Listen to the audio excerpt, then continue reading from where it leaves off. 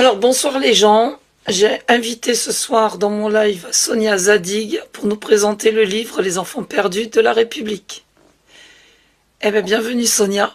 Merci à vous de m'avoir invité. Vous avez la première du livre. J'ai donné des interviews écrites, mais jamais en live comme ça. Ça va commencer à partir du 12 novembre, tout le battage médiatique. Alors, les enfants perdus. Pourquoi les enfants perdus de la République et comment j'ai travaillé ce livre? Je crois que c'est très très important que je puisse expliquer comment ça s'est passé. Finalement, je raconte ça dans la préface. C'est une rencontre complètement au hasard. Je ne savais pas que les apostats existaient. Je savais pas qu'il y avait le cercle des apostats. Je traîne pas trop sur les réseaux. Voilà. Et finalement, qu'est-ce que j'ai enfin voilà, j'ai rencontré Momo vraiment par un pur hasard. Il m'avait interviewé parce que j'avais écrit beaucoup de livres. Sur l'islam, sur des choses assez autobiographiques en tant que femme, parce que je travaille toujours avec le prisme de la psychologie, psychanalyse et le féminin. C'est vraiment ma spécialité. J'ai fait des recherches là-dessus. Bon, bref, je rencontre Momo et je lui dis, et si on faisait un livre, si je faisais un livre? Il m'a dit chiche. Et donc c'est resté comme ça, comme une idée, comme ça, qui était pas, voilà, pas sérieuse, mais ça me hantait quand même. Et c'est là que j'ai commencé à regarder des podcasts, des choses comme ça. Et je voyais qu'il y avait quand même beaucoup de silence autour de ça, parce que ça se produisait uniquement sur la scène virtuelle et jamais dans la scène réelle. Et les gens savent pas du tout ce que c'est qu'apostat. Et du coup, ça m'a vraiment interpellée. D'abord, le mot apostat m'a interpellée. Je me suis dit, mais pourquoi ils se font appeler apostat? C'est quand même un statut juridique qui t'emmène à la mort. Hein. Comment ça se fait? Bon, je réponds un peu à la question dans mon livre. Je vous laisse, je spoil pas tout. Hein. Voilà, donc j'ai commencé à travailler. Donc on avait lancé sur Discord. Je me suis inscrite sur Discord et on avait lancé un truc. Voilà, je vais faire un livre, etc. C'était vraiment très balbutiant au début. J'ai eu 4 ou 5 personnes, pas plus. Et grâce à quand même le live de Jack le Fou, et je lui dois ça, même si je suis vraiment pas d'accord sur tout, peu importe. Il faut beaucoup de monde pour faire un monde. Et donc du coup, moi j'ai la reconnaissance absolue du ventre, hein, et donc du coup, je suis très reconnaissante à Amir et à Jacques Le Fou, à Eganis, à Momo, à beaucoup d'autres, hein, et qui m'ont un peu propulsée. Il a fallu que je monte en live, comme vous dites, pour que j'ai eu le lendemain à peu près 500 demandes par mail et par Discord. Donc j'ai commencé le travail, ça m'a coûté. C'est un travail qui a un coût cognitif et un coût de temps. Je travaillais les week-ends, y compris le dimanche. Je travaillais après mon travail le soir. J'ai eu des 247 témoignages. Il a fallu que j'en arrête à un moment et que je commence à rédiger. Au début, donc j'ai été approchée pendant l'écriture du livre par les PUF, Presse universitaire de France, et c'est quand même l'éditeur lui-même qui m'avait approché lors d'un dîner après une conférence. Et il m'a dit oui, on est très intéressés. J'envoie donc le PDF après la fin de l'écriture. Il me fait marcher en fait. Oui, non, il change des choses, nanana. Cette blague, ça a duré à peu près entre 6 et 8 mois. Et au bout de 8 mois, je lui ai dit, oh, ça va, quoi. J'attends quoi, là? C'est mon travail. Il y a des gens derrière qui m'ont donné confiance et, à qui je dois rendre des comptes. Enfin, moi, j'ai l'impression que les gens qui m'ont parlé, je leur dois quelque chose, quoi. Il y a une dette symbolique entre nous, quoi. Bon, bref, je la fais courte. Il m'a dit non. Il m'a envoyé un mail en disant non. Ils ont censuré, ils ont très très peur. Ça les dégoûte même, hein, parce qu'il y a quand même des témoignages qui sont extrêmement dans une violence monstrueuse, quoi. Voilà, et donc heureusement que Fayard a rattrapé le coup assez rapidement. Je lui avais envoyé mon livre et elle a dit elle a dit bon, voilà, elle a dit oui. Sauf qu'il fallait que je change un petit peu le bouquin. Je le dis à la conclusion, qu'au départ, j'avais écrit un brûlot quand même contre l'islam. Aujourd'hui, c'est pas forcément dans le livre, vous n'allez pas trouver, je donne la parole à 13 apostates et 13 apostats. Mais dans mes conclusions, je donne la parole à tout le monde. J'ai choisi vraiment des sujets, des personnes qui sont assez significatives, si j'ose dire, parce que voilà, c'est toute les étapes de l'apostasie. On sort pas comme ça, on claque pas la porte. Pourquoi on claque pas la porte? Parce que ce n'est pas une religion, c'est une identité. Ce n'est pas une religion, c'est un vadémécum, c'est-à-dire un manuel de vivre. On te dit comment tu t'habilles, comment tu te paries, comment tu fais tout, quoi. Hein, comment tu vis, comment tu meurs, comment tu dois obéir, comment tu dois parler, etc. Donc j'ai appelé ça la traversée. Vous verrez la traversée de l'identité. J'ai pris des apostats nés en France, quelques apostats non nés en France, des ex-convertis, des ex-djihadistes, des femmes et des hommes. Et l'apostasie, pour moi, je la mets au pluriel parce qu'il y a autant pour moi d'apostasie que de personnes.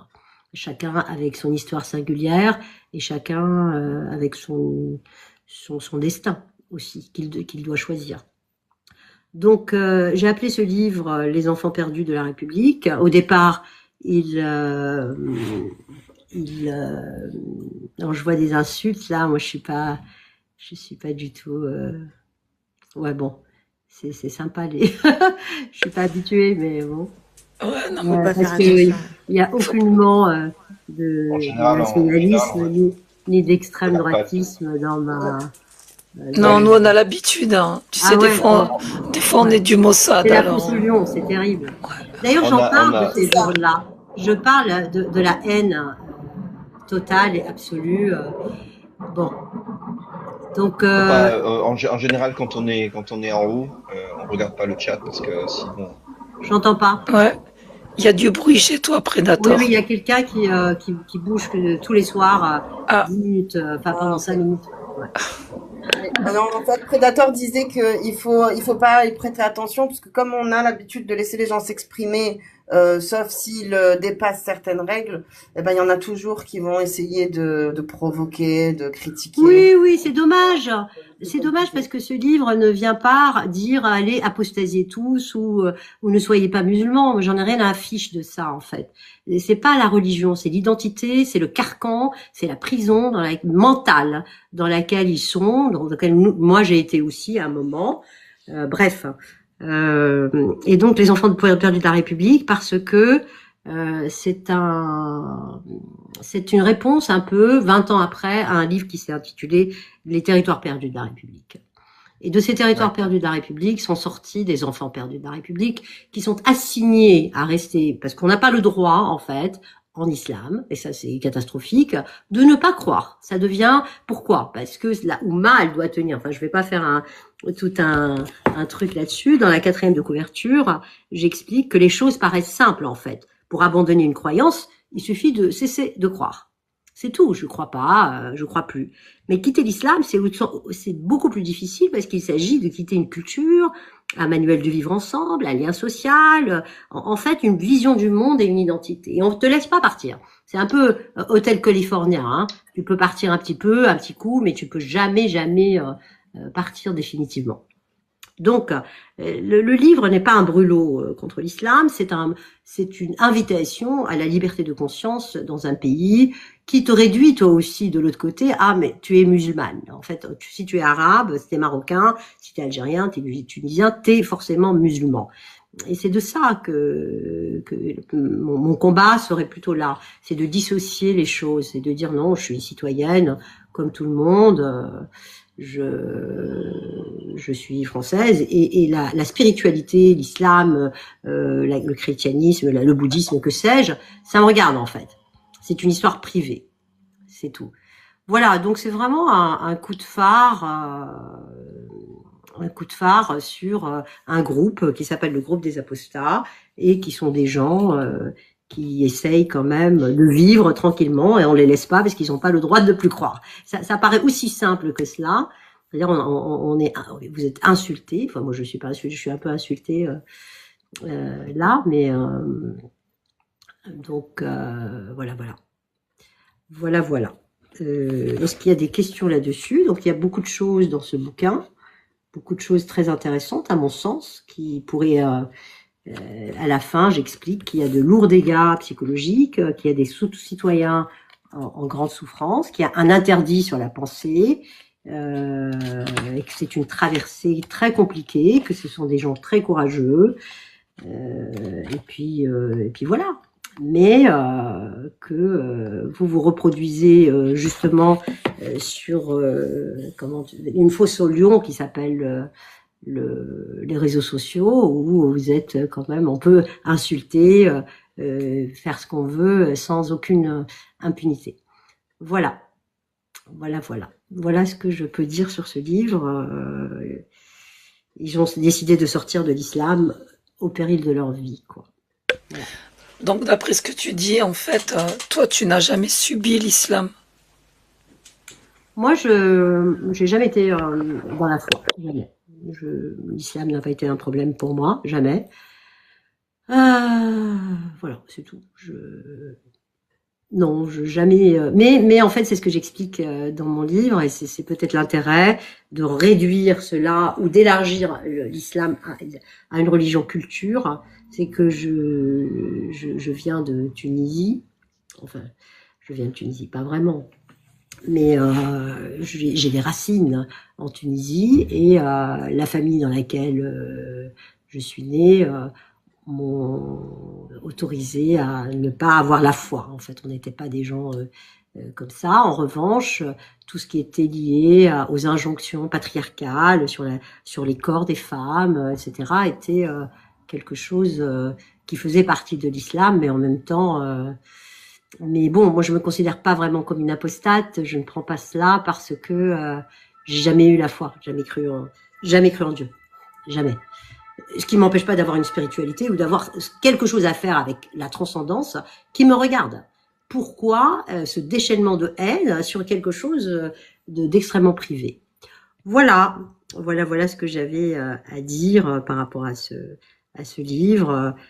Qu'il faut élargir le débat, apporter de la nuance, arrêter les extrêmes, genre si t'es pas musulman, t'es islamophobe, si t'es pas musulman, t'es du Mossad, si t'es pas musulman, enfin c'est ridicule, c'est de la bêtise pure. Moi je n'aime pas la bêtise, je n'aime pas beaucoup la bêtise, et d'ailleurs je rentre pas dans l'arène, je rentre pas dans la danse avec eux. Simplement, ce sont des personnes les apostats en grande souffrance, en grande fragilité psychique, qui ont besoin d'un espace de parole. Et j'espère que ce livre va ouvrir, non pas un espace de parole, parce que je ne suis pas la porte-parole des apostats. Je les ai simplement pensés, parce que je suis une intellectuelle. Et j'ai pensé tout le mouvement. J'ai osé quelquefois y voir des critiques sur les dissensions internes, alors qu'il faut être quand même resté sur ce qui se passe sur les réseaux, etc. Mais en général, la demande que je fais à l'État français, c'est une demande de reconnaissance des souffrances psychiques, de la précarité, du fait que ce sont des enfants perdus à la République parce qu'elle ne le reconnaît pas, elle les assigne à leur identité première, et non reconnaissance de la communauté qui les ostracise, qui les doxe, qui les menace de mort, qui les viole quelquefois pour avoir quitté l'islam. Voilà ce que j'ai à dire. Moi, j'ai une question. Tu as parlé tout à l'heure de la, comment dire, de l'impact qu'il y a individuellement. Hein. Enfin, on t'a survolé Oui. individuellement, chaque personne, évidemment, Oui, exactement. psychologiquement a un impact. Est-ce que tu as évoqué dans ton livre un chapitre, ou je veux dire, un aspect qui concernerait l'impact qu'il y a sur les autres, l'impact sociétal ou l'impact direct psychologique envers les autres qui ne sont pas apostats, qui ne sont pas musulmans? Y a-t-il comment dire, une réaction de l'entourage des personnes qui deviennent apostats euh, directement pour ceux qui ne sont pas, qui sont leur entourage direct, mais qui ne sont pas ni musulmans ni apostats? j'ai évoqué dans quelques exemples, parce qu'en fait, l'architecture du livre est comme ça. Donc, j'introduis le sujet, j'explique exactement la méthodologie, parce que c'est quand même quelque chose de très scientifique, avec quelque chose de standardisé, le questionnaire, etc. Et puis après, j'ai choisi, et j'explique pourquoi j'ai choisi 13 hommes et 13 femmes pour parler. J'essaye de diversifier le maximum des gens nés en France, des femmes de 40 ans, des femmes de 50, des filles de 20 ans, des filles d'Afrique de l'Ouest, des filles du Maghreb, etc. J'ai essayé de diversifier et je leur donne la parole. En fait, c'est pas moi qui parle. Ils parlent, c'est-à-dire que leur texte est écrit tel quel, avec bien sûr un peu de travail stylistique, mais tel quel. J'ai changé les noms, j'ai changé tous les noms, même les personnes comme Amir qui m'ont autorisé à dire son nom, je n'ai pas dit son nom. Je lui ai changé. Amir, il est dans le bouquin, il se reconnaîtra. Et j'ai changé son nom, j'ai changé les âges, j'ai fait en sorte quand même de pas les mettre en danger. Par contre, dans je vais venir à votre question, dans le narratif de chacun, ils peuvent dire quelque chose. Je me rappelle de quelqu'un ici dans le bouquin qui dit, moi, mes enfants, j'ai dit qu'ils pouvaient manger à la cantine pas halal.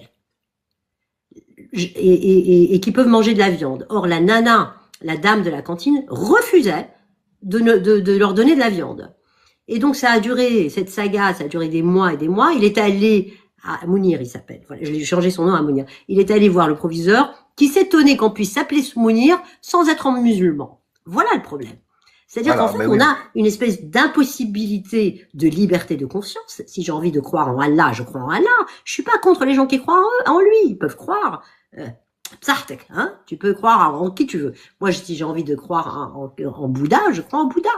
C'est ça, en fait, c'est une problématique de liberté de conscience et une problématique d'identité. Et c'est pour ça que les effets psychiques sont délétères, parce que quand vous quittez l'islam, vous quittez tout, quoi. Vous quittez une identité, et surtout quand on est très jeune, et qu'il y a eu un espèce de conditionnement, mais pavlovien, quoi. D'abord la peur. Quand on dit West Shitan, il y a Dieu qui te fait une filature partout, les anges qui te suivent partout. C'est compliqué, ça rend paranoïaque, et on est tous un peu paranoïaques quand on vient de ce monde, hein, un tout petit peu. Écoutez-vous, lorsque moi je suis hyper stressée ou dans ma vie, je reviens à des positions primaires qui sont la paranoïa. Hein, ça provoque que ça, psychologiquement, et je m'autorise à en parler en tant que psy. Voilà. Et donc en fait, c'est un livre qui a touché déjà énormément tous les journalistes avec qui j'ai eu affaire. M'ont dit waouh. C'est d'une violence absolue, quoi. C'est vraiment parce qu'ils comprennent pas. Ils viennent sur la religion. Non, il faut ressortir du fait que si c'était une religion, c'eût été simple. On sort d'une religion, on arrête de croire. Non, c'est une loi en fait. C'est une identité, une loi, un vadémécum, je répète toujours, un bruit, une musique. Même nous qui sommes apostats, je suis obligée, moi, de dire des choses en arabe pour présenter mes condoléances. Je parle d'Allah. Pour dire merci, je parle d'Allah. Pour dire j'espère, je parle d'Allah. Tout le temps, c'est dans la langue. Et c'est ça que je peux apporter aussi c'est comme réflexion autour de ça. Comment peut-on se défaire de ça ?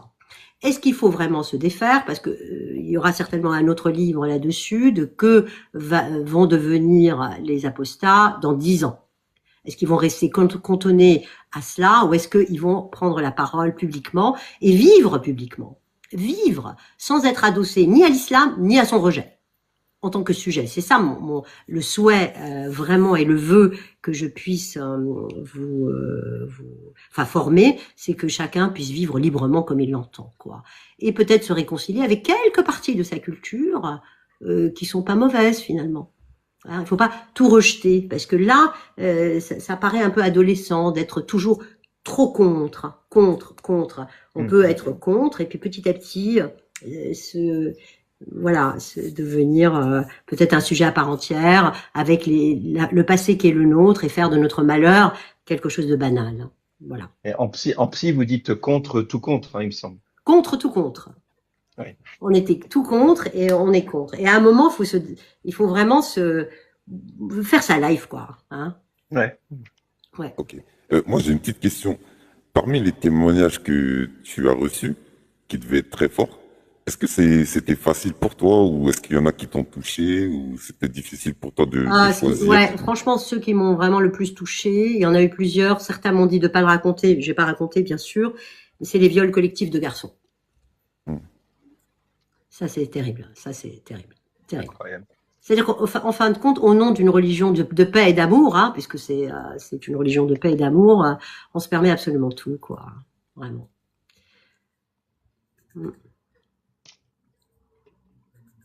Attends, je vous salue. Amir et Cassius, j'ai perdu ma voix. Salut. Ah ouais, je t'ai pas reconnu. Bonjour, bonjour tout le monde. Salut, Bonjour Agnos. Agnoslim. Bonjour Yanis. Ah ouais, C'est- courage. c'est- Ah, Yanis. Fabien. Il est là. C'est quoi cette voix? C'est Salut à tous. Salut. c'est Ah, pour ça que ça va être ça va être un très bon live puisqu'elle ne peut pas parler. Ah, ok. Juste, D'accord. Alors juste Une celui qui petite- parle me dit ouais. qui il est parce que je vois pas bien. je suis pas. Agnoslim. En fait, c'est le petit pseudo là avec. Agnostic. C'est un Je vois pseudo agnostic. avec un truc blanc et un truc noir. Ouais, je vois agnostic. Ok, ça me va. Ouais. En fait, ce que vous venez de dire là, le V collectif d'enfants, Ouais. mais vous l'avez lié un peu à la religion. Moi, en fait, perso, je ne vois pas le lien. C'est pour ça que j'interviens. Pour voir c'est quoi le lien. Quel lien? Quel lien? De témoignage, par exemple, du V d'enfant. Le V viol d'enfant. d'enfant. Le V collectif. Ouais, c'est ça. Ah non, C'est pas ça. d'enfants. C'est des apostats qui, en sortant, se sont fait menacer et de mort, et certains ont eu des passages comme ça. Non, c'est pas des enfants. J'ai jamais Ah, compris. d'accord. t'as- Ouais. T'as Non, pas non. compris, Agnoslim. Elle Oula. a dit Ouais, effet non, Oui. pas parler d'enfants, j'ai collectif, pas interrogé pas d'enfants. d'enfants. Non, j'avais de la vie. Non. Ah, d'accord. C'est parce qu'en fait, ils ont été V parce qu'ils sont sortis de l'islam, c'est ça? Ouais, certains, ouais. Ah, ok. Ok, je comprends mieux. Ok. Merci. C'est Certains, une ouais. insulte misogyne qui revient fréquemment, la menace au V quand on veut oppresser une femme. Incroyable, C'est, incroyable. Il y a effectivement les témoignages aussi d'apostats homosexuels. Oui, bon, il y en a. Il y a l'homosexualité au féminin et l'homosexualité au masculin, parce que j'ai mis l'apostasie au féminin, à mon sens, présente quelques différences. Forcément parce que ça se voit, en fait, quand on est apostate. Parce que généralement, ceux que j'ai retenus, c'était des gens extrêmement religieux, hein. C'est pas des personnes un peu islam couscous et qui sont devenus apostats. En tout cas, ceux que j'ai retenus, c'est plutôt des gens très religieux qui croyaient vraiment, mais vraiment, que c'est une religion de paix. Et d'ailleurs, je pense que la majorité des musulmans pensent ça, sans avoir lu, ou alors quand on lit, on comprend pas. Il y a une explication dans le bouquin pourquoi on lit et on comprend pas. Et du coup, les femmes homosexuelles, pour la plupart, doivent absolument quitter la communauté, hein. Elles sont exfiltrées, mises ailleurs, etc. Pour les hommes, c'est encore plus compliqué. C'est compliqué. Bonsoir Sonia. Je suis très Bonsoir. content de te voir sur TikTok avec nous. C'est qui? Amir Apostat. Ah, Amir. Ok. Bonjour, Amir. Je suis très content et je voulais te remercier pour le temps consacré à ce sujet-là parce que en plus on avait besoin de quelqu'un qui fait autorité pour la bonne raison, pas autorité pour de mauvaises Oui. raisons, mais autorité pour Bien sûr. étudier le sujet d'une manière académique. Oui. J'ai hâte de lire le livre pour voir quels étaient les choix et comment tu abordes la chose vraiment en détail. J'ai hâte de l'étudier et surtout, de toute façon, même avant l'étudier, moi, j'ai vu une partie de la difficulté de ce travail-là et juste pour ça, merci. D'ailleurs, je te rends le remerciement. Je t'ai remercié avec Jack au début parce que tu as suivi les péripéties un peu compliquées. C'est-à-dire qu'au début, les gens disent oui, il faut parler de nous, et en fin de compte, par peur, justement, j'ai eu 4 ou 5 personnes qui m'ont parlé. Et c'est grâce au live que j'ai fait avec vous. Le lendemain, ça a explosé le Discord et ça a explosé le mail. J'ai eu à peu près 500 personnes, sauf que j'en ai interrogé 247, ce qui est pas mal, ce qui est très significatif au niveau statistique. Mais oui, c'est grâce beaucoup à vous. D'ailleurs, les remerciements sont écrits dans le livre noir sur blanc, quoi.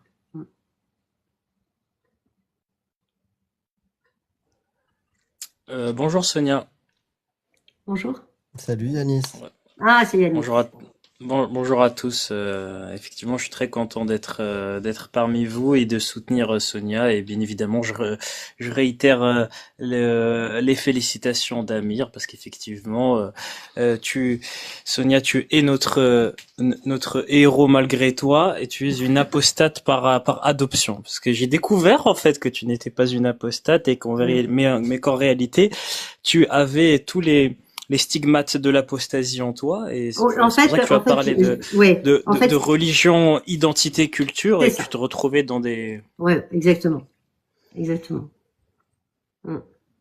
Oui, oui, bien sûr que je suis pas au sens juridique du terme apostate, même si certainement on m'a toujours réduit à être musulmane. Même dans les conférences, c'est arrivé qu'on dise Sonia Zadig musulmane. Non, tu peux dire d'identité, enfin française d'origine ceci ou cela, mais pas musulmane. Quoi. Il y a un collage entre les deux mots que je n'aime pas. Quoi. Voilà.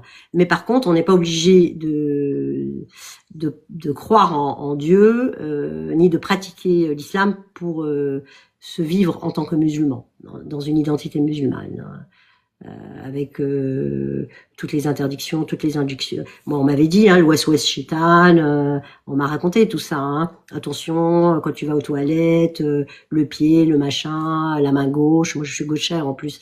On a essayé de me... Attention, faut pas verser de l'eau bouillante dans l'évier. Voilà, attention aux genoux. Non. J'ai baigné quand même dans tout ça, sans d'injonction religieuse, genre... Dis-moi, tu te rappelles avec quel pied on rentre dans les toilettes parce que moi j'ai oublié. à droite. La gauche, Merci. c'est la gauche. C'est d'ailleurs la gauche qui déteste. Hein. Aujourd'hui, soi-disant, ils aiment la gauche. Hein. Mais la gauche, ouais. Donc des superstitions, etc. Donc j'ai raconté quand même que il y avait ce qu'on prétend être islamique, qui ne l'est pas et qui est pré-islamique et qui s'est mélangé ou adossé à l'islam, comme comme les superstitions, comme voilà. Voilà. Quand tu as abordé cet objet de recherche, parce que je sais que tu as mené tes interviews avec un protocole Ouais. avec des questions Ouais. précises Oui. et est-ce que comment dire qu'est-ce qui t'a surpris, disons forcément quand on se lance dans ce type d'entreprise, on s'attend à avoir certaines réponses et on a des surprises. Et qu'est-ce que tu as appris au fil de ces centaines de témoignages aux apostats et comment ta vision elle a éventuellement Ah évolué? oui. Euh, les oui, c'est très intéressant, très très pertinent. Il y a deux ou trois choses que c'est pas que je ne savais pas, mais je savais pas à quel point c'était comme ça. D'abord, que le patriarcat est adossé à un matriarcat. Ça, ce sont les mères qui sont d'une violence inouïe, pas toutes, heureusement, hein, mais beaucoup le témoin de la soumission se passe par les femmes et nommément par la mère. Première chose, ça m'a un peu déstabilisée. La deuxième chose, c'est l'absence, alors je parle quand même d'un contexte franco-français, hein. C'est-à-dire les gens que j'ai c'était pas mon cas en Tunisie et mon âge, le père certainement avait une place extérieure, externe à la famille, mais c'était quelqu'un qu'on craignait. Moi, je me rappelle à 5 heures de l'après-midi, 6 heures, quand mon père rentrait à la maison, on disait, ton père revient. Et c'était le silence absolu dans la maison et c'était une autre organisation. C'est plus le cas aujourd'hui parce que pour des raisons très très très complexes et politiques et sociales et matérielles et de classe sociale et d'exil et enfin plein de choses. C'est très multifactoriel. Moi, je réduis jamais à une seule cause. L'absence des pères, la démission des pères m'a beaucoup interrogée. Ce qui m'a aussi interrogée, c'est même fait rire. Pardon, mais quand tu parles de démission des pères, ouais. Tu parles des apostats ou de leurs parents? Des parents. En fait, je sais pas si on peut généraliser à tout le monde, mais en tout cas, la photographie instantanée que j'ai prise des apostats hommes et femmes qui m'ont parlé, il y a comme une absence comme ça de la figure paternelle, comme étant faisant loi symbolique, faisant identification à un père qui serait valorisé, etc. C'est pas le cas, et c'est là qu'il y a un biais de sélection par rapport à ceux qui viennent faire des études en France. Généralement, la classe sociale est différente, et généralement le père est assez présent quand même. Vous voyez, c'est-à-dire que finalement, en situation d'exil, ça, il faut que je le développe plus dans un autre livre. En situation d'exil, avec, il y a quelque chose qui se perd de la loi du père. C'est ça. Enfin, il y a d'autres petites choses, mais tu découvriras le bouquin, Yanis, tu liras dans le livre. Bien sûr. Mais c'est très intéressant, et c'est même ironiquement, Sonia, tu valides un cliché, c'est-à-dire, mais moi je l'ai toujours supporté pour ma part, parce que moi on m'a déjà dit de manière assez méprisante, les apostats, vous avez avant tout un problème avec votre famille, pas avec l'islam. Mais en discutant avec toi, tu m'avais marqué une phrase la psychanalyste m'avait marqué. C'était, tu m'avais dit, on apostasie avant tout au travers des émotions, et ensuite on rationalise. C'est-à-dire qu'on a toutes les raisons, etc. Et moi, j'ai toujours dit, oui, il n'y a pas de problème. Moi, en tout cas, il me semble l'avoir constaté. Je fais pas des généralités. Mais en réalité, je pense que cette absence du père, en fait, ça enlève une chape de plomb, en fait. Ça permet de plus penser indépendamment, parce que du coup, on se retrouve être son propre père. Moi, et c'est pour ça que j'ai toujours accepté cette critique péjorative. Voilà. Après, c'est pas. Moi, j'ai une phrase dont je suis très fière dans le livre, et que je vais vous livrer. Je dis que les enfants du texte, donc vous, sont aussi les enfants du contexte. L'absence du père, la prévalence de la mère, c'est quelque chose d'éminemment occidental, et qui est un problème aujourd'hui, en tout cas dans nos cabinets, où les pères foutent un peu le camp, quoi, généralement. Enfin, il y a beaucoup de recomposition familiale, etc. Et donc finalement, moi, je replace les apostats dans un mouvement de modernité. Je l'exclus pas, je dis pas c'est des musulmans, ils sont devenus non musulmans. Ils sont aussi aux prises avec les divorces, les familles recomposées, la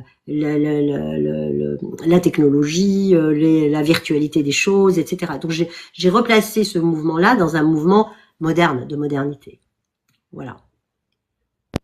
Je peux Pardon, mais vas-y, je t'en prie, Ah, pardon. merci. Parce que ça me brûlait les lèvres. En fait, c'est un sujet qui m'intéresse beaucoup, justement, les relations intrafamiliales et intergénérationnelles, et notamment justement la misogynie internalisée que les mères peuvent transmettre. Et je vois bien de quoi tu veux parler, puisque dans les familles très traditionnelles ou dans les familles au Maghreb, on va avoir cet archétype où on n'est pas du tout sur la même absence qu'en Occident, où on va avoir un père qui n'est juste pas là. On va avoir une absence, mais en même temps, le père est très présent. Le père est mis sur un piédestal, c'est une figure d'autorité intouchable, et c'est en ce sens qu'il devient absent, mais qui en même temps, il nous voit pas, enfin, il est partout. Sa pression, comment Une dire, absence oppressive. c'est ça, la fierté, et les mères en gardant le lien avec les enfants, au final, elles n'arrangent pas les choses, elles alimentent encore plus ce phénomène. Ouais. Alors, il faut pas réduire tout à quelque chose uniquement de psychologique. Même si je m'autorise que de cette parole-là, je pense qu'il y a aussi quelque chose de social. C'est pour ça que moi, j'ai donné une interview aujourd'hui au JDD, et je dis que on se tromperait en France, en tout cas, si on reste sur la religion. C'est plutôt autre chose, c'est une quête identitaire. Quand on voit, moi je prends le métro tous les jours, des gamines de 5-6 ans, alors que c'est pas imposé du tout, apparemment par le Coran, elles sont voilées. C'est vraiment, je te montre,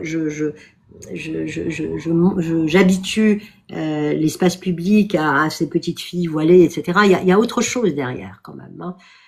au-delà de la religion, il y a une revendication identitaire, une revanche peut-être sur l'histoire. C'est très complexe, hein. C'est très très complexe. C'est pas rien que ces enfants-là se rebellent aujourd'hui et retournent sur un islam hyper rigoriste, ce qui n'était pas le cas avant, hein. Moi, j'ai pas connu ça avant, hein. Ça sera clairement une erreur, ouais, de ne pas voir que c'est multifactoriel, ça c'est Ouais. certain. J'avais une petite question. Je t'ai vu, ferme ton mic. Si tu veux, je te laisse la parole avant. Ouais, Ah, tu sais quoi, c'est moi qui vais parler. Ouais, merci. En fait, c'est par rapport à tous ces problèmes-là que tu as constatés, que ce soit psychologique, sociologique, le problème du père et tout. Est-ce que tu as vu un point commun entre tous ces apostats des choses qui leur ont permis de sortir de la religion? Oui, ils ont commencé à penser. Il y a un interdit sur la pensée. Depuis tout petit, tu dis alors, tu poses des questions, on te dit tais-toi, tais-toi, tais-toi, tais-toi. Ouh là là, toi, c'est l'ouest-ouest chétan, hein. C'est pas bien ce que tu dis, tais-toi. Il y a le savoir et c'est pour les ulama. C'est tout. C'est pas du tout pour l'autre. Toi, tu n'as qu'à être dans une transcendance, à obéir, à obéir, à obéir. Et je pense qu'il y a un moment, tous, ils m'ont dit, ah mince, j'ai senti une dissonance cognitive. J'ai senti que c'était pas du tout incréé cette histoire. J'ai senti, je crois que c'est le comprenoir qui s'est ouvert. Je pense que c'est ça. Après, il y a des trucs réactifs sur une violence intrafamiliale que je ne ramène pas forcément à l'islam. Je pense que l'islam est un catalyseur. L'islam, c'est un cache-misère qui vient en plus rajouter une problématique sur une autre problématique de violence et de non-séparation de la mère avec la femme. Les mères ne sont pas des femmes. Or, qu'est-ce qui fait une femme? C'est le père. C'est l'homme qui lui dit, écoute, lâche tes enfants, viens, t'es ma femme, je te désire, je t'aime. Et ça n'existe pas. Le sujet n'existe pas non plus dans les cultures arabo-musulmanes. C'est-à-dire que il y a le regard, l'autre il te regarde, ou la chouma, ou l'aïb, ou tout ça. C'est genre, on ne, comment vous dire? On n'encourage pas quelqu'un à devenir sujet de sa propre histoire, auteur de sa vie. Non, il doit se conformer, etc. C'est en ce sens que c'est pas forcément le texte lui-même, hein. C'est tout ce qu'il y a autour, quoi. Cette loi, cette charia, ces us et coutumes mélangés à des trucs pré-islamiques, etc., qui font que le sujet, l'individu, se fond dans la masse. C'est tout. Et alors, va devenir sujet de ton histoire après avoir été complètement baigné dans tout ça. Donc, pour répondre à la question, c'est une interdiction sur la pensée. Et je crois que c'est ça que j'ai vu à travers tous les témoignages. Le fil rouge, c'est « Ah mince !»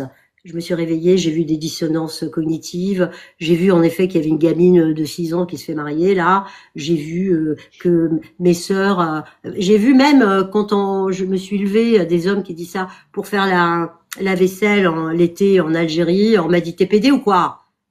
Les femmes lui disent ça. Assieds-toi, t'es pédé ou quoi? Ça va pas, non? Pourquoi tu pleures devant un dessin animé quand le gamin il avait 5 ans? Voilà. C'est vraiment des attention de ne stéréotypes. pas répéter ce mot-là. TikTok n'aime pas. Ton compte risque de sauter et ça te Ah fera bon? une erreur 404. Ouais. C'est Ah le ouais? terme banni, il faut dire P-word. P-word. Qu'est-ce que je dis? Alors, je dis P-word. P-word. Hein. Oui, voilà. Ouais, Oui, c'est ouais, chiant. bon, ça. Ou un euphémisme quelconque, on comprendra, mais tous les mots un petit peu sensibles, TikTok les capte très vite. Gay, ça passe, non? Il me semble. Gay, ça passe, ouais. Ouais, mais pour exprimer ce qu'elle voulait dire dans cette histoire-là, Ouais, c'était ouais. voilà. Ouais, t'as raison. J'ai une question. C'est est-ce que en démarrant cette aventure-là et en commençant et peut-être même en finissant, as-tu changé d'avis sur une idée, voire une idée reçue que tu avais avant l'exercice? C'est une bonne question.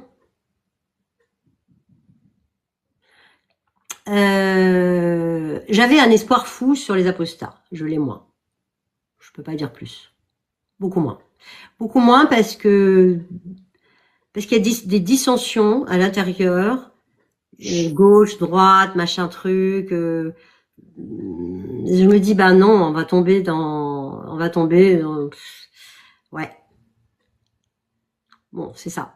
J'ai un tout petit peu moins d'espoir, mais Mais là, les témoignages où l'exercice a été fait pas forcément avec des militants. Il y en a, certains parmi eux, Ouais. mais c'était un ensemble.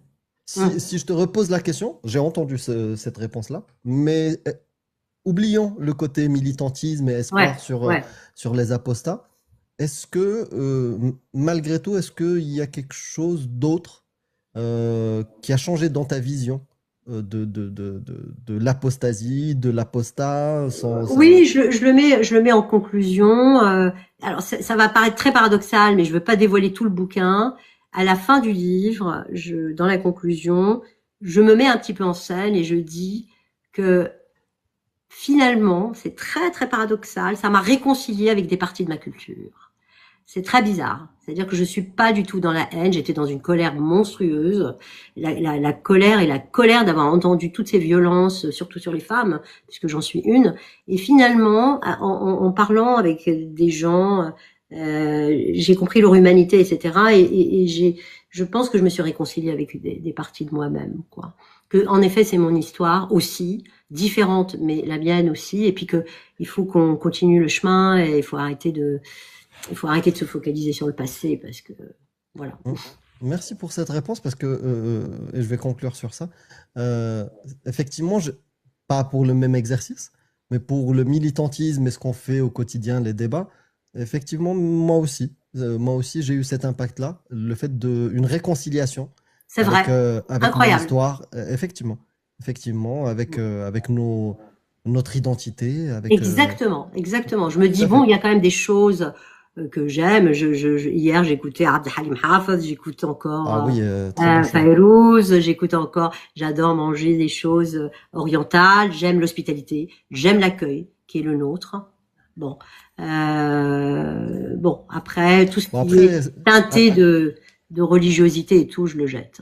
Voilà. Après, Abd Halim Hafez, Ouloulou Bahibbo, ça, c'est pas islamique du tout. Hein. Bah voilà, exactement. Ouais. Je m'amuse à dire que l'apostat est l'occidental de demain. Avec le Mais c'est un mouvement, en fait, c'est un mouvement de libération. C'est un mouvement de libération. Ce que j'appelle le néo-occidental. À part cette petite boutade, je reviens à une question qui est je transmets une question du chat et moi-même qui m'a fait un petit peu sursauter. Il me semble que tu as dit que c'était plus dur d'apostasie pour les hommes que pour les femmes, à moins que j'ai mal compris. Est-ce que tu peux revenir là-dessus? Non, j'ai dit que les effets sur les femmes sont beaucoup plus visibles, puisque la femme se dévoile. D'accord. Ouais. D'accord, ok. Faut faire très attention. Oui, non, mais c'est bien qu'on y revienne parce que du coup, il y avait plusieurs personnes qui. Et ma deuxième question, c'était pourquoi ce titre? Yanis, avant de passer à une autre question. J'ai pas d'études, hein. J'ai pas fait l'exercice de Sonia, mais moi j'ai cette impression-là, effectivement, que ça peut être plus compliqué pour la femme, justement parce qu'il y a des conséquences plus importantes, et aussi parce que l'endoctrinement, et ça c'est juste un constat de mon expérience personnelle, donc il faudra l'étudier peut-être, que du côté de la femme, se libérer de l'endoctrinement me semble plus complexe et plus compliqué. En fait, ça se joue sur un plan corporel. C'est dans le corps. C'est ton corps ne t'appartient pas. Fais attention, machin. Attention les hommes, attention ceci. La violence et tout, très très facile aussi sur les femmes.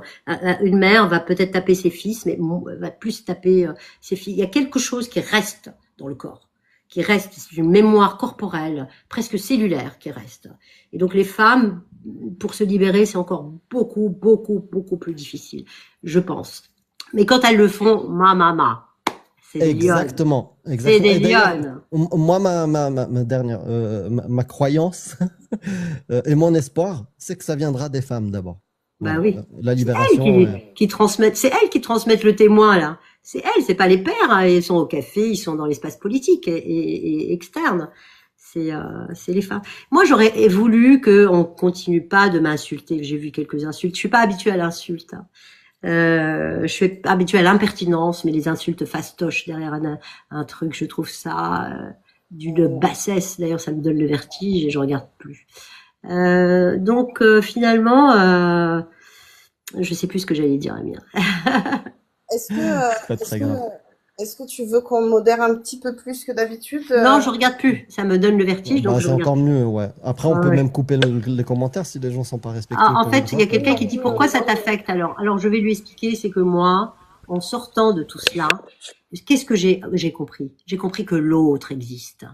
Parce que pour reconnaître que l'autre existe, qu'il a un visage, qu'il est vulnérable, qu'il a une histoire, qu'il mérite mon respect, c'est parce que je m'aime assez et je me respecte assez. Si on vous apprend pas à être sujet de votre propre histoire, vous ne pouvez pas reconnaître l'autre. Donc, ce qui se passe, pourquoi est-ce que je suis un peu choquée par tout cela? Parce que je vois qu'on me considère comme une partie d'eux. Ils viennent frapper sur moi, ils viennent m'insulter sans me connaître, et je trouve ça d'une tristesse. Et voilà, c'est tout. Je passe là-dessus. Ça va pas ni m'enlever le sommeil, ni j'ai mal pour eux. Mais je leur pardonne. Je leur pardonne. Ok. Ils savent pas ce qu'ils font. Et Sonia, est-ce que toi, tu as des attentes une fois que ton livre il va sortir? Oui, j'ai des attentes. Alors, j'ai des attentes politiques. Dans quel sens? Alors moi, je ne Je voudrais pas l'espère. faire de la Moi politique aussi. ni rien. Je veux absolument être auditionnée. Et je le serai.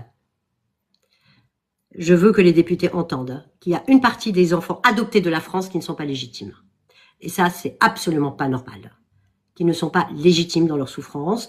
Moi, je demande simplement qu'on mette les moyens pour les soigner, qu'on mette les moyens pour les loger, que les professeurs ne détournent pas le regard devant un cocard, ne détournent pas le regard quand une petite fille de 6 ans qui fait le ramadan tombe dans les pommes et on dit oulala, on va quand même pas chercher des problèmes, hein. Oulala, c'est vrai, ils ont les frères qui débarquent le lendemain, je sais pas quoi. Donc je veux quand même que quelque chose du récit commun revienne, quoi. Qu'on puisse rêver ensemble à un monde où on n'est pas tous frères quand même, mais qu'on est ensemble, quoi, dans cette histoire, dans cette marche de l'histoire. Voilà. Tu as bon espoir que ça aille jusque-là, Oui, je pense à que ton ça avis? ira. Ouais. Oui. En plus, elle a déjà été auditionnée, il me semble, au Sénat. J'étais au Sénat, ouais. Hmm.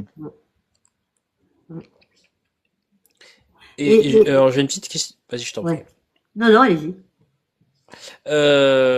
C'était quoi le ratio homme-femme? Parce qu'on parlait des difficultés. Bon, je vois que tu as eu à peu Il y a près plus d'hommes que 200 de femmes. témoignages. Et à quel point c'était quoi? 2 tiers, un C'était, tiers? attends, je vais regarder parce que j'ai les chiffres.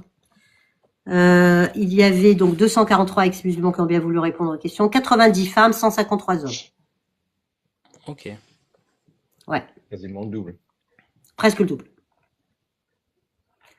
Presque le double. Mais les femmes,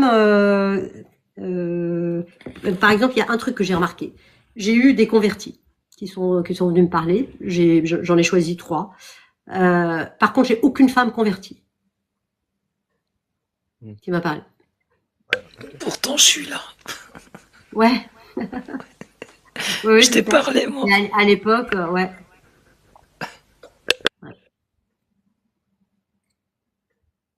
Ah si, toi tu m'as parlé.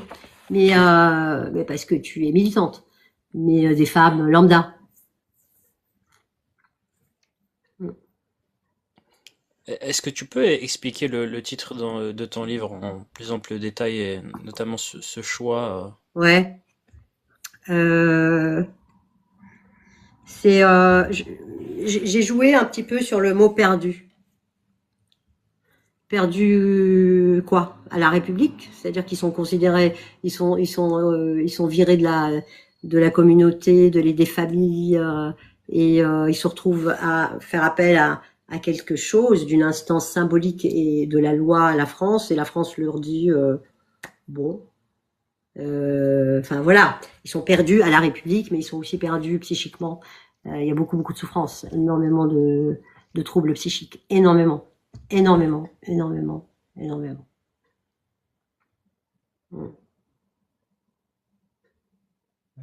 Moi, Il y a quelqu'un qui veut qu'on leur montre le bouquin. Est-ce que si je le montre comme ça va? Ah bah oui, au contraire. Bon, il est en miroir, c'est dommage. Ouais, je sais bien. Bon, après, on peut le modifier. Mais ferme ton mic à l'affiche du livre voilà. On va l'agrandir un petit moment pour qu'on puisse voir la pochette. Et je voulais en profiter pour poser une question subsidiaire quand on aura fini de montrer la couverture. Est-ce qu'on peut rappeler aussi la date de sortie et les canaux de diffusion? Oui, alors Le 13 novembre, c'est le ça? 13 novembre, ils ont, je sais pas, c'est vraiment un hasard du calendrier. Le 13 novembre, c'est un rappel de calendrier. J'espère que ça va faire boum. Là, je viens d'avoir un message de Kelly sur CNews qui me demande l'exclusivité, donc on va voir. Il y a une grand reporter qui fait une vidéo, enfin un docu de 2 minutes 50 assez choc sur les apostats. Ça va se faire cette semaine et qui va passer toute la journée sur les apostats. Donc franchement, ça bouge, quoi. Ça bouge. En tout cas, moi, je l'ai commandé et je ne sais pas si j'aurai le temps d'ici le 13 de le lire. Mais si tu veux bien, Sonia, moi, voilà, je t'offre ma proposition d'invitation sur mon live YouTube pour qu'on l'ouvre le livre et qu'on puisse en discuter vraiment avec ce qu'il y a dedans. Moi, ça m'intéresserait. Oui, bien Voilà. sûr, avec Ça grand sera un plaisir. plaisir. Sinon, j'avais une question. Est-ce que toi, dans l'écriture du livre, t'as mis en place un protocole d'éthique, un comité de recherche ou des choses comme ça J'ai pas travaillé seule. J'appartiens à une très grande maison d'édition qui s'appelle Fayard et je suis passée quand même par des éditeurs et beaucoup d'avocats, hein, beaucoup d'avocats qui ont enlevé des choses, hein, qui ont eu peur du djihad judiciaire qui existe. Et donc on a enlevé des petites choses, mais rien de bien grave. Je me suis bien battue pour ça. Et dans le même sens, sur le protocole, qu'est-ce que vous avez mis en place comme protocole pour ne pas tomber, vous, dans des biais de confirmation, par exemple?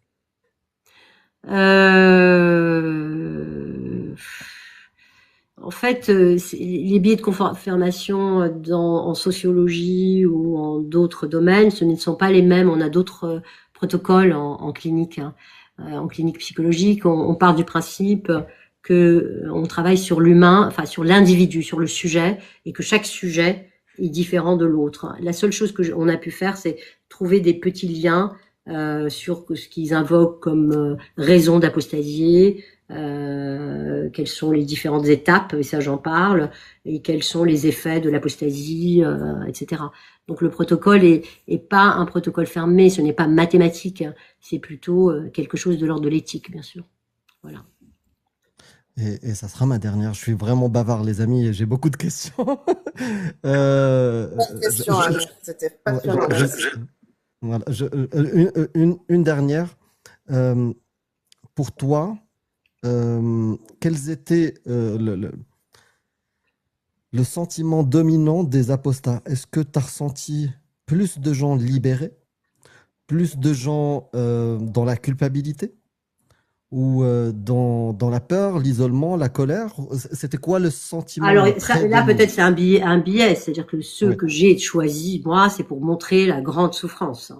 J'ai pas choisi des gens qui me disent ouh super, je suis apostat. Enfin, ça vient quand même. C'est un divorce, hein. C'est un divorce très douloureux, très douloureux d'avec son identité, d'avec sa religion, d'avec sa mère quelquefois qui te vire, etc.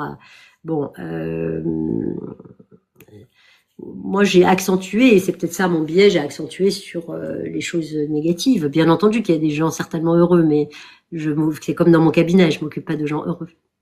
Mais quelque part, ça peut être aussi une chose négative de l'avant. C'est-à-dire, si une personne, suite à une souffrance, culpabilité et plein de choses qu'il va vivre pendant son parcours de changement de paradigme, ça dénonce le paradigme dans lequel il était. Si dans le nouveau paradigme, il se sent plus libéré. Tu vois, ça peut être une forme de dénonciation comme ça. Mais ils se sentent libérés quand même. Il y a quelque chose de la libération, bien sûr. Mais ça coûte cher, quoi. Comme la liberté, elle coûte très cher. Ça coûte cher, la liberté, quoi. Merci. Vu qu'il reste à peu près 10 minutes, moi j'ai une dernière question pour toi, Sonia. Quand est-ce que tu ouvres tes lives? Parce que nous, on va venir en masse. Comment? Quand est-ce que tu ouvres tes lives? Parce que nous, on va venir en masse. Hein. Ah non, j'aime pas je suis un peu réticente à tout ce qui est virtuel. J'aime bien le corps, le contact. J'espère voir certains d'entre vous je sais pas, dans des conférences, dans des choses comme ça, plutôt que. Ok, bah on viendra alors. Ouais.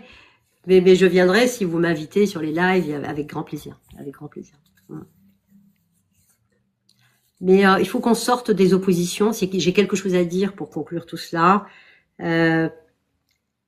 Voilà, de la haine, quoi, de la haine, etc. Et retrouver le chemin un peu de la fraternité et de l'amour, quoi. Hein, c'est tout. Ça paraît hyper bateau de dire ça, mais vous êtes tellement attaqués, je sais pas comment vous faites, en fait. Je sais pas comment vous faites.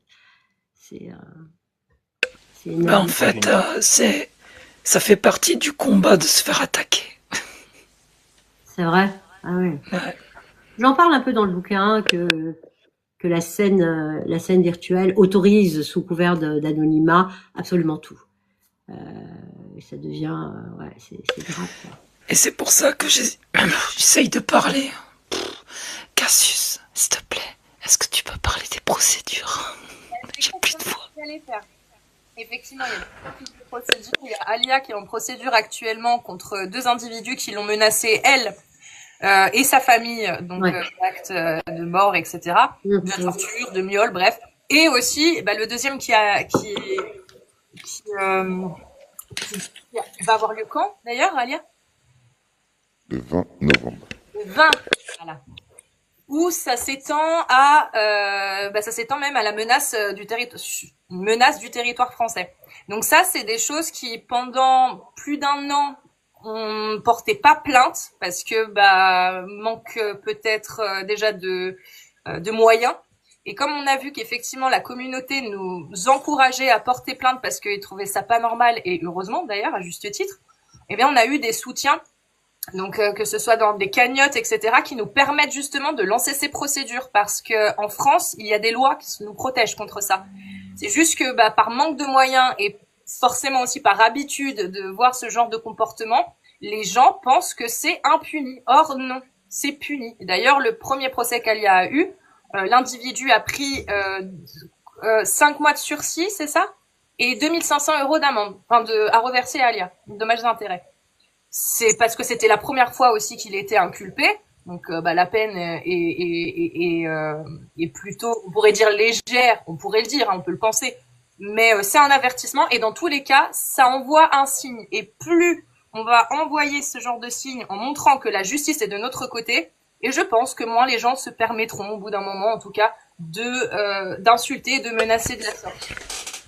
Par contre, excusez-moi, est-ce qu'il y a quelqu'un qui peut laisser sa place pour Momo du Melp, s'il vous plaît? Il y a Momo du Melp qui est monté. Je vais le faire monter.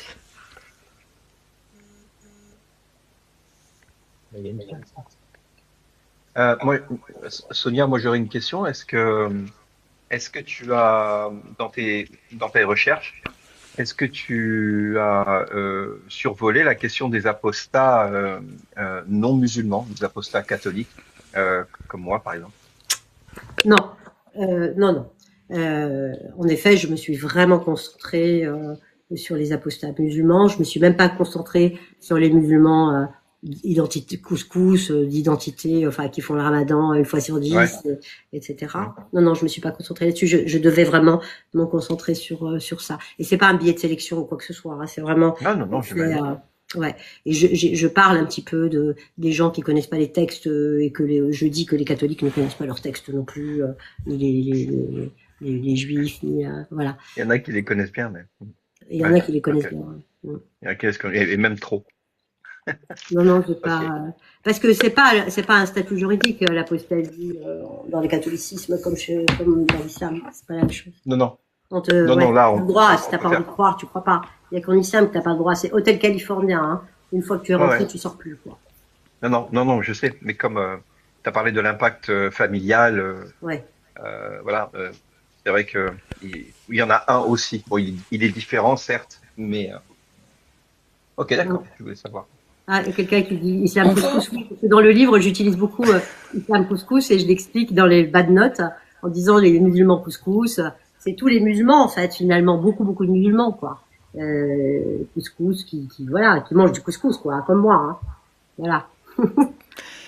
On va accueillir Momo du MELP. Bonsoir Momo, merci d'être venu. Salut tout le monde, j'espère que vous allez bien. Salut Sonia, je suis venu pour t'apporter mon soutien. Ouais. Merci beaucoup Alia d'avoir organisé le live.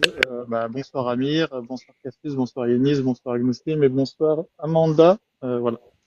Bonsoir. Du coup, je suis président de l'association qui s'est donné pour mission d'aider les apostats de toute religion et même toutes les personnes qui seraient sorties de leur environnement, soit sectaire, religieux, etc. Donc voilà, on essaie de donner un coup de main à la hauteur de nos moyens et puis évidemment, vous êtes tous invités, toutes et tous, à rejoindre l'aventure. Et voilà.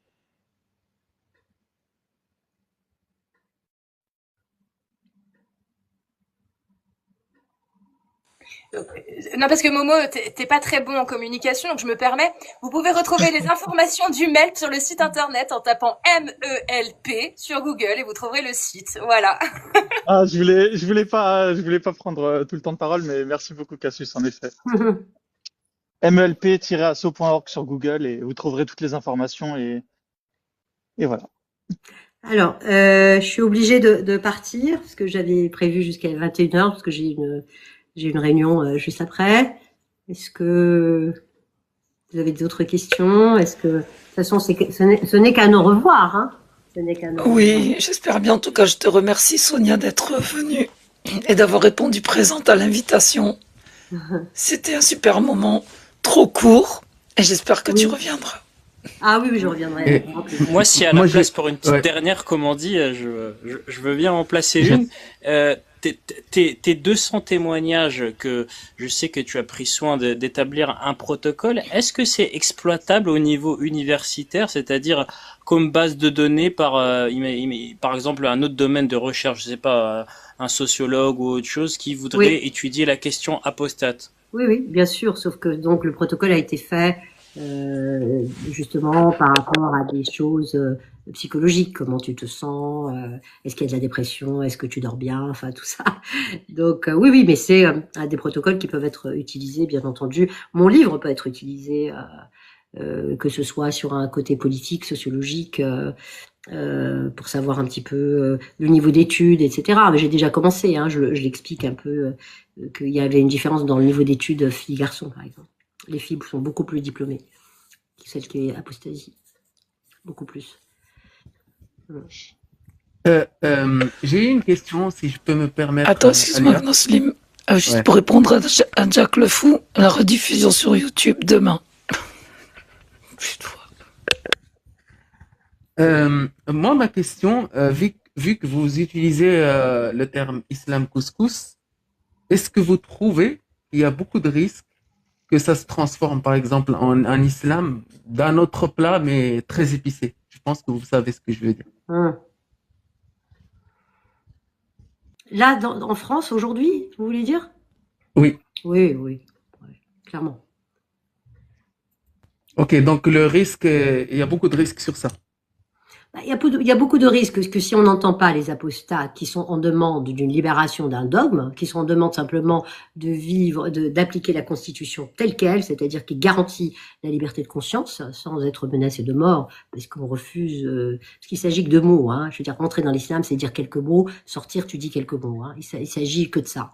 C'est beaucoup plus compliqué, mais donc qu'est-ce qu'on va faire? On va les ostraciser, ils vont parce qu'ils sont très jeunes, hein, très jeunes, hein.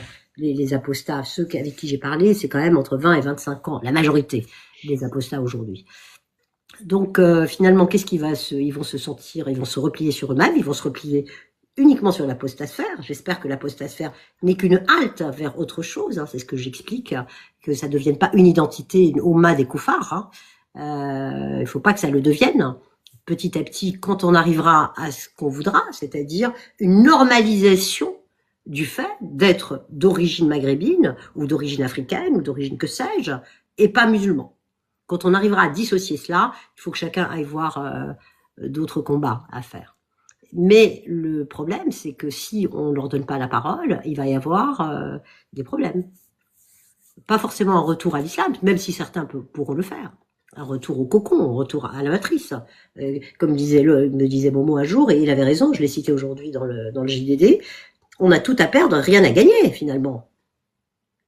à part sa liberté, à part sa liberté de conscience, son individuation, qu'est-ce qu'il y a à gagner? Tu perds ta mère, tu perds ta famille, tu perds ta communauté, tu perds le soutien. On te traite de harki, on t'insulte sur les réseaux, on te doxe, on veut te tuer. C'est quoi? C'est ça le prix de la liberté. C'est le vertige de la liberté, c'est ça. Mais enfin, il faut quand même qu'il y ait des soutiens. Il faut qu'il y ait une parole, qu'il y ait une destination, qui ne reste pas lettre morte. Parce que sinon, on va faire des choses assez compliquées. Oui, nous peut-être Alors, c'est vrai. Pour nous peut-être que c'est vrai, mais on vit avec cet espoir d'améliorer un avenir incertain, mais d'améliorer cet avenir-là pour les générations futures. Bon, voilà, c'est ça qu'on espère gagner. Mais effectivement, bah, c'est un constat. Et j'en ai déjà parlé avec Momo, effectivement, je vois de quoi il parle. Oui, puis pour reprendre le message d'amour de Sonia et pour paraphraser aussi un petit peu Jacques, l'idée c'est de ne surtout pas perdre la ligne conductrice qui dit qu'on ne se bat pas contre quelque chose, on se bat pour quelque chose. Exactement. Il faut sortir de ça, de rester les musulmans, les koufars. Non. Se battre pour sa liberté, se battre pour sa liberté d'expression, se battre pour exister tranquillement, épouser qui tu veux, donner ton corps si tu veux, enfin vraiment, et pas contre l'islam, pas contre l'islam. Si vous restez, je me bats contre l'islam, ça va pas. On se bat contre une identité, on se bat contre une culture, on se bat contre un conditionnement et entre une terreur qu'on met des traumas complexes chez les enfants. Il faut voir l'état des enfants. Hein. Les enfants que nous étions, hein. C'est très compliqué, ça laisse des traces énormes psychiques, c'est terrible. Donc voilà. Je rappelle le titre du bouquin qui a été demandé dans les commentaires. Est-ce qu'il y a quelqu'un qui peut le dire à ma place, s'il vous plaît? Les enfants perdus de la République. Pardon. Au contraire, qui font que les enfants perdus de la République le 13 novembre. Les enfants perdus de la République. C'est déjà en prévente auprès des éditions Fayard et auprès de la FNAC. Amazon aussi, partout. Sonia, je peux te poser une question? Ah, j'avais pas vu Momo. Salut Momo. Salut Amir, désolé. J'étais pas là quand t'es arrivé. J'ai fait une présentation express, c'est pour ça. Sonia, je voulais te demander Oui. sur quel angle tu penses que tes ennemis potentiels vont t'attaquer? Eh ben ça y est, je les vois là. Ils m'ont donné des arguments. Je suis hyper heureuse. Idiots qui sont. Extrême droite. Je serai d'extrême droite. Sioniste. Sioniste. Mossad compatible ou ben, Mossad. Mais ça, c'est des insultes. Et voilà, c'est des choses comme ça, c'est absolument ridicule. Et donc, en fait, il faut sortir de cette binarité. En fait, pour être un petit peu plus intelligent, il faut plus être dans l'opposition, mais plutôt prendre la tangente. C'est ce qu'on appelle l'intelligence latérale. On a un problème A, la solution n'est pas B, c'est C. Donc, en fait, ils insultent sur des conneries extrême droitistes, fachos, etc. Arabe de service, non, tu l'as pas encore eu, Sonia? Arabe de service. Non, c'est l'arabe de maison, Amir. Les deux. Ouais. Les deux, ouais. Voilà, bon, alors, je vais vous laisser. J'espère que ce livre ne sera juste qu'une brèche qui fera passer la lumière. Et voilà, en fait, le mot apostat va sortir dans le domaine public. C'est plus possible. Avant, juste que vous partez, vous allez reconnaître la référence. Wallakum habibi sallimu li ali. Ah, merci, ouais. Merci beaucoup. Merci à vous tous et à très bientôt. Au revoir. Merci Sonia. Bye bye. Merci à vous. À bientôt.